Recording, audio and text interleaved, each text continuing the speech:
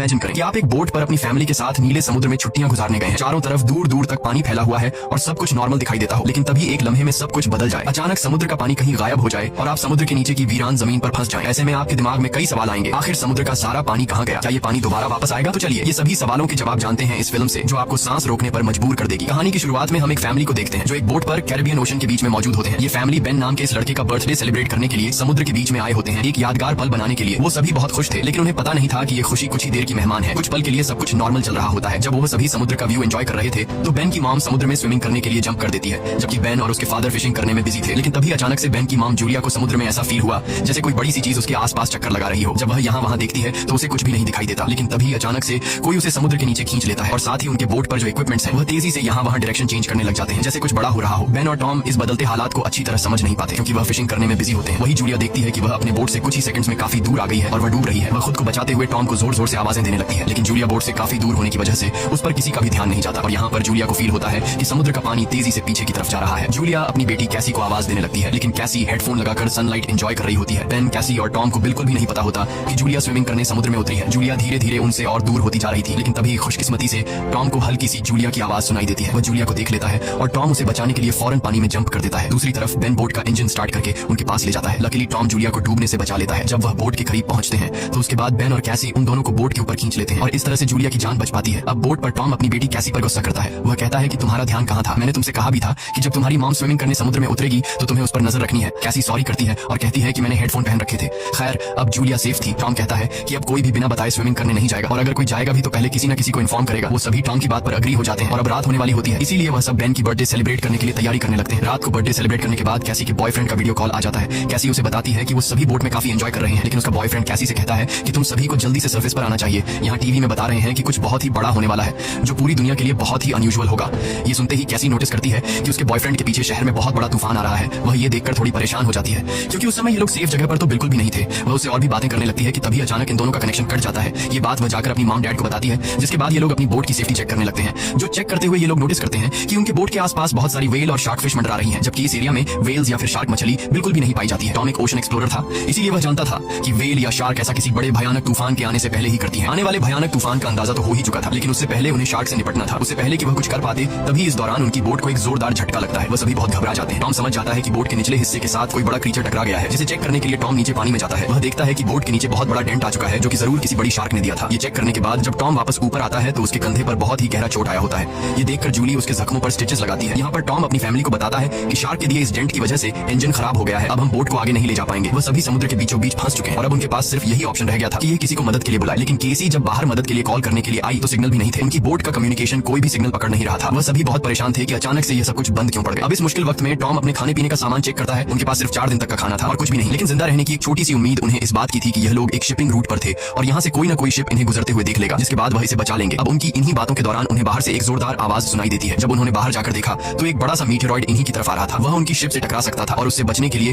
Tom जल्दी से अपनी बोट का इंजन स्टार्ट करता है, लेकिन वह जानता था कि अगर उसने ऐसा किया तो उसकी बोट बर्बाद हो जाएगी और ऐसा ही होता है। उनकी बोट का इंजन पूरी तरह से डैमेज हो गया, लेकिन उनके पास कोई दूसरा ऑप्शन था ही नहीं। अगर वह इंजन स्टार्ट करके बोट को आगे नहीं ले जाता तो वह मीटेरॉइड सीधा इनसे टकरा जाता। टॉम देखता है कि आसमान में से गिरने वाली ये ऑब्जेक्ट्स असल में सैटेलाइट थी, इसीलिए अचानक रेडियो और टेलीफोन के सिग्नल्स ने काम करना छोड़ दिया है। वह सभी इस हादसे से पूरी तरह संभल नहीं पाए थे कि तभी एक दूसरा मीटेरॉइड भी उनकी तरफ बढ़ने लगा। अब अपने आप को बचाने के लिए ये लोग कुछ और कर नहीं सकते थे, इसीलिए ये बोट के निचले हिस्से में जाकर लाइफ जैकेट पहन लेते हैं ताकि अगर बोट पलट भी जाए तो वो सभी पानी में डूबे नहीं। जब वह बोट के अंदर होते हैं तो बोट बहुत ही तेजी से झटके खाने लगती है। वह सभी समझ जाते हैं कि अब ये लोग बच नहीं पाएंगे। तभी अचानक इन लोगों को एक जोरदार आवाज सुनाई दी और ये सभी बेहोश हो जाते हैं। जब इन्हें होश आया तो ये लोग पाते हैं कि ये लोग जिंदा थे। हालांकि इन्हें चोटें जरूर आई थी, मगर हैरानी की बात यह थी कि अब उनकी बोट के अंदर कहीं छोटी बड़ी सुराखें हो चुकी थी, लेकिन उससे पानी अंदर नहीं आ रहा था। अब जब ये पूरी फैमिली अपने बोट से बाहर आकर देखती है तो यह नजारा देखकर वह सभी हैरान रह जाते हैं। वह देखते हैं कि उनकी बोट के नीचे पानी ही नहीं, उनकी बोट के आसपास जमीन पर मछलियां पड़ी थी और उनकी बोट एक वीरान पहाड़ी इलाके में थी, जैसे यह लोग किसी दूसरी दुनिया में आ गए हों। ये जगह पूरी तरह से बदल चुकी थी। जहाँ कल रात तक पानी था वह जगह अब ऊंचे ऊंचे पहाड़ों और गड्ढों की तरह दिख रही थी। वह सभी जल्दी यह बात रियलाइज कर लेते हैं कि वह किसी डिजर्ट में नहीं बल्कि वह अभी भी समुद्र के बीचों बीच है। बस समुद्र का सारा पानी यहाँ से किसी दूसरी जगह शिफ्ट हो गया है। अब टॉम जल्दी से अपना कंपास निकालता है और डायरेक्शन देखने लगता है और वह समझ जाता है कि यह जरूर धरती के साथ कुछ गड़बड़ हुई है। धरती के पोल चेंज हो गए हैं। नॉर्थ पोल की जगह साउथ पोल आ गया था, जो कि साउथ पोल की जगह नॉर्थ चला गया था और इसीलिए जहाँ पर पहले जमीन पर लोग बसते थे समुद्र का सारा पानी वहाँ पर चला गया है और अब समुद्र की जगह जमीन बन चुकी थी। इस चीज का पता लगने के बाद यह सब लोग हैरान रह गए। एक और भयानक बात टॉम ने उन्हें यह बताई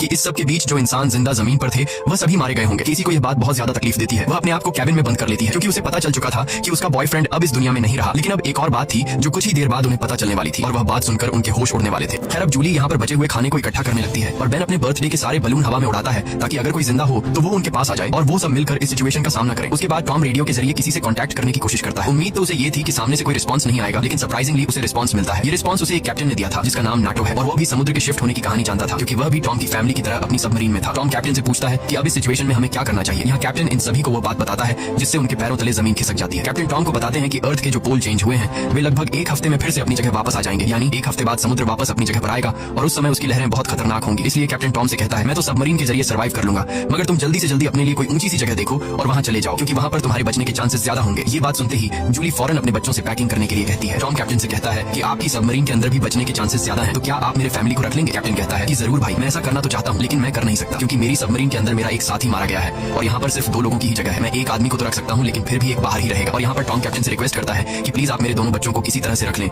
इसके बदले में आपको हमारे पास बचा सारा खाना दे दूंगा। जिसके बाद कैप्टन उसकी बात मान लेता है और कैप्टन टॉम को मैन्युअली मैप पर अपना लोकेशन समझा देता है। उसके बाद टॉम उस सबमरीन की लोकेशन का अंदाजा लगाता है और वो अपनी वाइफ को बताता है कि हम सिर्फ 2 दिन में वहां तक पहुंच जाएंगे, यानी ये समुद्र का पानी वापस आने से पहले हम अपने बच्चों को सही सलामत वहां तक पहुंचा सकते हैं और इस तरह से हमारे दोनों बच्चों की जान बच सकती है। अगली सुबह ये पूरी फैमिली अपने सफर के लिए तैयार थी तो टॉम देखता है कि दूर से एक अजीब सा आदमी अपने डॉग के साथ उनकी तरफ चला आ रहा है। टॉम देखता है कि वह आदमी घायल है, इसलिए टॉम ने उसकी मदद करनी चाहिए। वो पानी की बोतल लेकर उसके पास जाता है। इस आदमी ने टॉम का पानी पीने के बाद उसका शुक्रिया अदा करने के बजाय उल्टा उस पर अटैक कर लेता है और ये चीज दूर खड़ी जूली भी देख लेती है। तो आदमी अपने पास पड़े हुए चाकू से टॉम पर हमला करके उसकी जान ले लेता है। उसके बाद वो आदमी जूली की तरफ बढ़ता है। अब अपने हस्बैंड को तो वो नहीं बचा पाई, लेकिन जल्दी से वो बोट के अंदर जाती है और कैबिन में अपने दोनों बच्चों को लॉक कर देती है। उसके बाद वो केसी को एक फ्लेयर गन देती है और कहती है कि इसका यूज तब करना जब हम बहुत ही मुश्किल हालत में हो। अब ये बात कर ही रहे थे कि वह आदमी उनकी बोट तक भी पहुंच जाता है और उससे बचने के लिए जूली बाथरूम के अंदर चली जाती है। अब यहाँ पर वो किलर उनकी बोट पर सर्च करना शुरू कर देता है और जैसे ही उसे यहाँ खाना मिलता है वह खाना शुरू कर देता है। वह खाने पर ऐसा टूट पड़ता है जैसे वह पिछले कई दिन से भूखा हो। खाना खाने के बाद जब वह जूली को ढूंढने लगता है उसके बाद वह सीधा कैबिन की तरफ जाता है, लेकिन वहां जाकर उसे पता चलता है कि जहाँ से आवाज आ रही थी वहाँ कोई भी नहीं है। दरअसल जूली बोट में हुए छेद से निकलकर यहाँ से बाहर निकल चुकी थी, लेकिन उस आदमी का जो डॉग होता है वह जूली को देख लेता है और जूली पर भौंकने लग जाता है। अब मजबूरी में जूली को उस डॉग को चुप कराने के लिए उसे मारना पड़ता है और वह खुद बोट के नीचे छुप जाती है। हालांकि वैसे तो वह उस किलर को नहीं मिल पाती, लेकिन जब वह बाहर झांक कर अपने डॉग को मरा देखता है तो वह समझ जाता है कि जूली बोट से बाहर है। अब जैसे ही वह उसे पकड़ने के लिए बोट से नीचे उतरा तो जूली वापस बोट के ऊपर जाकर एक टूटे हुए शीशे को अपना रास्ता बनाते हुए फिर से बोट के अंदर आ जाती है। लेकिन थोड़ी देर में यहाँ पर जूली उस आदमी के हाथों पकड़ी जाती है। वह उसे उसके बालों से पकड़ के उसे मारने लग जाता है। वह जूली का गला दबाने लगता है। अब वह किसी तरह से खुद को बचाने के लिए उस किलर से लड़ने लगती है। कैसी जो ये सब केबिन से देख रही थी उसे याद आता है कि ये फ्लेयर गन यूज करने का अच्छा मौका है। वो फ्लेयर गन चला देती है जिससे आदमी दूर जा गिरता है, लेकिन उसे ज्यादा कुछ नहीं होता, बस उन्हें भागने का मौका मिल जाता है और बोट में आग भी लग जाती है। अब जूली जल्दी से अपने दोनों बच्चों को बचाने के लिए उस बोट से बाहर निकल जाती है। बोट से निकलते वक्त वो किलर एक बार फिर से जूली पर हमला करता है, लेकिन इस बार जूली उसे लात मारते हुए पीछे गिरा देती है। बाहर जाने के बाद कैसी और बेन अपने फादर की डेड बॉडी को देखकर रोने लगते हैं। उन्होंने इस सब की बिल्कुल उम्मीद नहीं की थी। बेन अपने पिता की मौत का खुद को जिम्मेदार ठहराता है। वो कहता है कि न मैं वो बलून ऊपर छोड़ता और न ही आदमी उन्हें देखकर यहाँ आता। अब यहाँ पर जूली भी अपने हस्बैंड से लिपट कर रो रही थी कि तभी वो देखती है कि वो किलर उनकी जलती हुई बोट से बाहर निकल आता है और अब उनके लिए यहाँ पर रुकना सेफ नहीं था, इसीलिए वो अपने दोनों बच्चों को लेकर यहाँ से भागती है। कुछ ही देर बाद उनकी जलती हुई बोट ब्लास्ट हो जाती है। भागते भागते ये लोग काफी थक चुके थे, इसलिए ये एक पहाड़ी के पीछे आराम करने के लिए रुक जाते हैं क्योंकि उन्हें लग रहा था कि शायद इस किलर ने यहाँ उनका पीछा छोड़ दिया है। बेन यहाँ पर भी रो रहा था। कैसी उसे हौसला देते हुए पीने के लिए साफ पानी देती है, लेकिन बेन पानी पीने से भी इनकार कर देता है। जूली अपने बेटे को समझाती है कि इसमें तुम्हारी कोई गलती नहीं, वो तो तुमने मदद के लिए बलून हवा में उछाले थे। तभी जूली ने देखा कि वो किलर अभी भी उनके पीछे आ रहा है। अब तीनों जल्दी से किलर से बचने के लिए भागना शुरू कर देते हैं। भागते भागते ये लोग बहुत थक चुके थे, लेकिन जब भी ये पीछे मुड़कर देखते हैं तो वो किलर उनके पीछे ही आ रहा होता था। अब ये लोग रुकते नहीं, लगातार भागते रहते हैं और एक ऐसी जगह पहुंच जाते हैं जहाँ पर जहरीला पानी मौजूद था। यहाँ से जाते वक्त उन्हें कुछ भी हो सकता था, लेकिन जूली अपने बच्चों को यहीं से गुजरने का हुक्म देती है। जहरीले एसिड से गुजरने के बाद उनकी हालत काफी खराब हो गई थी और जूली को एहसास हुआ कि बेन डिहाइड्रेट हो चुका है। उनके पास पानी की कुछ आखिरी बूंदें थीं जो उन्होंने बेन को दी, लेकिन इतने थोड़े पानी से उसकी प्यास नहीं बुझी। अब यहाँ पर कैसी हिम्मत हार चुकी थी। वो कहती है हम सब जिस तरफ बढ़ रहे हैं शायद वहाँ पर सबमरीन होगी भी या नहीं, लेकिन जूली उसे डांटती है कि चुप करो और जो मैं कह रही हूँ वैसा ही करो। हम लोग आगे बढ़ेंगे और मुझे पता है कि मैं तुम्हें बचा लूंगी। जूली के कहने पर वो लोग फिर से चलना शुरू करते हैं और आगे बढ़ने पर उन्हें एक प्लेन दिखाई देता है जो सालों पहले तबाह होकर समुद्र में गिर गया होगा। ये लोग प्लेन के अंदर छिप जाते हैं और जूली एक आखिरी बार अपनी फैमिली फोटो देखती है जो उन्होंने कल रात ली थी। उस फोटो को देखकर सभी लोग टॉम को याद करते हैं। इन तीनों को यकीन नहीं हो रहा था कि एक ही दिन में उनके साथ क्या से क्या नहीं हुआ। अब रात काफी हो चुकी थी और ये लोग थक भी चुके थे। कैसी और बेन सो चुके थे। तभी किसी की आवाज से केसी की आंख खुल जाती है। वो बाहर देखने आती है तो देखती है कि वही किलर उनके पीछे आ रहा है। अब इन तीनों को इस किलर से हर हाल में जान छुड़ानी थी, इसीलिए कैसी उसी जगह पर बैठकर सोने का नाटक करती है। किलर समझता है कि वो सो रही है और जैसे ही वो अटैक करने आता है जूली मौका पाकर पीछे से वार करती है। इस बार जूली बहुत गुस्से में थी। वो उस पर इतने हमले करती है कि उसकी जान ले लेती है। आखिरकार उनका ये खतरा टल जाता है और जूली सुकून की नींद सो जाती है। सुबह जब वो उठते हैं तो देखते हैं कि किलर की बॉडी बहुत बुरी हालत में है। किसी क्रीचर ने उसे काट काट कर अंदर से खोखला कर दिया था, जिससे उन्हें अंदाजा हो गया कि यहाँ आस-पास खतरनाक जीव है। अब उन्हें जल्दी से वहाँ पहुंचना था जहाँ कैप्टन की सबमरीन थी। जूली अपना मैप देख रही थी। दूसरी तरफ बेन पानी की तलाश में भटक रहा था। आगे जाकर वो पानी देखता है और बिना सोचे समझे पीने लगता है। जूली ने मना किया था क्योंकि वो तालाब जहरीला था, लेकिन बेन इतना प्यासा था कि उसने जूली की बात न मानी। जूली उसे देखती है और दौड़कर पानी पीने से रोक लेती है, लेकिन तब तक वो काफी पानी पी चुका था। थोड़ी देर बाद बेन बीमार हो गया और चलने की हालत में नहीं था, इसीलिए जूली और केसी वहाँ पर एक शेल्टर बनाते हैं और कुछ देर आराम करते हैं। तभी जूली को अजीब आवाजें सुनाई देती हैं। जब वो बाहर जाकर देखती है तो उसे पता चलता है कि ढेर सारे क्रैब्स उनकी तरफ बढ़ रहे हैं, जिनसे बचने के लिए उन्होंने भागना शुरू किया। थोड़ा आगे चलने के बाद कुछ दूरी पर उन्हें एक बहुत बड़ी शिप नजर आई। ये एक कार्गो शिप थी जिसके अंदर बहुत सारे कंटेनर्स भी थे। इन कंटेनर में ही बहुत सारे लोगों ने पनाह ली हुई थी। इन तीनों को देखते ही वो सभी कंटेनर में जाकर छुप गए। दरअसल वो इन तीनों से नहीं भागे बल्कि उनके पीछे केकड़े आ रहे थे। ये तीनों कंटेनर के पास जाकर गिड़गिड़ाने लगते हैं और दरवाजा खोलने की रिक्वेस्ट करते हैं, लेकिन वो उनके लिए दरवाजा नहीं खोलते। दूसरी तरफ केकड़ों की एक बहुत ही बड़ी सेना उनके पीछे थी, इसीलिए अब उनको खुद कुछ करना होगा। उनके पास कोई और रास्ता तो था नहीं। इसलिए जूलियन और उसके दोनों बच्चे कंटेनर के ऊपर चढ़ने का फैसला कर लेते हैं। जूलियन पहले अपने दोनों बच्चों को कंटेनर के ऊपर चढ़ाती है। अब जूलियन जैसे ऊपर चढ़ती है तो एक केकड़ा आकर उसे पैर पर काट लेता है, लेकिन वो जैसे तैसे करके उसे अपना पांव छुड़ाकर ऊपर चढ़ जाती है। अब जूलियन अपने जख्म को अपने स्कार्फ से बांध लेती है, जिसके बाद वो बेहोश हो जाती है। केसी और बेन देखते हैं कि वो केकड़े उस कंटेनर को काटते हुए उसके अंदर चले गए और उसके अंदर मौजूद लोगों पर इन केकड़ों ने हमला कर दिया। अब वो लोग अपने पास मौजूद हथियारों से उन केकड़ों को मारने की कोशिश तो करते हैं, लेकिन केकड़ों की तादाद बहुत ज्यादा थी। ये लोग उनके सामने नहीं टिक पाते और केकड़े कंटेनर के अंदर मौजूद सभी लोगों को मार देते हैं। अगली सुबह जूलियन को होश आया।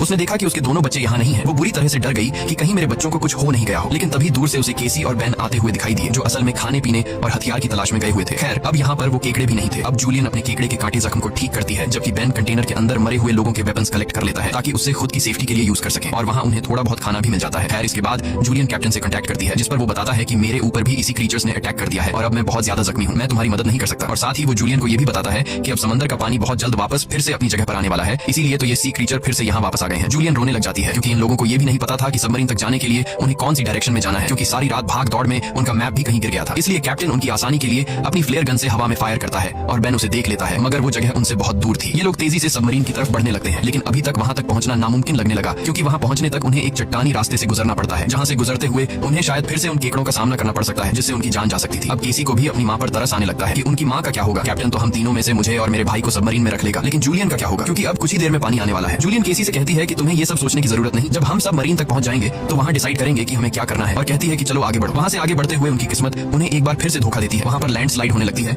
जहां जूलियन जो सबसे पीछे थी उसके आगे आकर एक बड़ा सा पत्थर गिर गया और वो वहीं पर फंस जाती है। अब केसी अपनी मां के बिना आगे नहीं बढ़ना चाहती थी, लेकिन वो उसे कसम देती है कि तुम हर हाल में खुद को और अपने भाई को बचाओगी। अब इसीलिए केसी अपने भाई को लेकर आगे बढ़ने लगती है। जब वो लोग सबमरीन तक पहुंचते हैं तो उन्हें वहां पर कोई भी नहीं मिलता। ये दोनों जोर जोर से सबमरीन का दरवाजा खटखटाने लगते हैं, लेकिन तभी पीछे से कैप्टन आता है जो बुरी तरह से जख्मी था। कैप्टन ने बताया कि देखो, सबमरीन में 3 लोग बैठ सकते हैं और मेरे बचने के चांस बहुत कम है, इसीलिए अगर मैं सबमरीन में बैठकर पानी से बचते हुए ऊपर सरफेस तक पहुंच भी जाता हूं तब भी मैं नहीं बच पाऊंगा। ये बात सुनकर केसी जल्दी से वापस पीछे मुड़ गई और तेजी से जूलियन की तरफ आने लगी। वहां फिर से उन केकड़ों का सैलाब आने लगता है, जहां पर जूलियन अपनी गन से उन सबको शूट करने लगती है, लेकिन कुछ ही देर में उसकी बुलेट्स खत्म हो जाती हैं। अब इससे पहले कोई क्रीचर आकर उस पर हमला करता, केसी ऊपर से उसे हाथ देती है और आखिर उसकी मदद से जूली यहाँ से बाहर निकलने में कामयाब हो जाती है और ये लोग जल्दी से भागते हुए सबमरीन तक आ जाते हैं। अब यह लोग बिना ज्यादा वक्त गवाए सबमरीन के अंदर बैठ जाते हैं और वो भयानक केकड़े भी उनके पीछे आ जाते हैं, लेकिन तभी एक बहुत ही बड़ी भयानक समुद्री लहर उन्हें अपनी तरफ आती हुई दिखाई देती है, जो कई 100 मीटर ऊंची थी। दिखने में बहुत ही खतरनाक लग रही थी। वह तेजी से जोरदार तरीके से उनके सबमरीन से आकर टकराती है, जिससे यह लोग बेहोश हो जाते हैं। जूली को जब होश आया तो हैरानी की बात थी कि उनकी सबमरीन पानी में नहीं थी, बल्कि समुद्र की वह बड़ी लहर उनकी सबमरीन को बहाकर एक शहर में ले आई थी, जो कि पूरी तरह से तबाह हो चुका था, जिसे देखकर साफ समझ आ रहा था कि जमीन से अब इंसानों का सफाया हो चुका है। और बस यही सीन दिखाते हुए ये फिल्म खत्म हो जाती है। अगर वीडियो आपको अच्छी लगी हो तो हमारे चैनल को सब्सक्राइब और वीडियो को लाइक जरूर कीजिएगा। मिलते हैं अगली वीडियो में।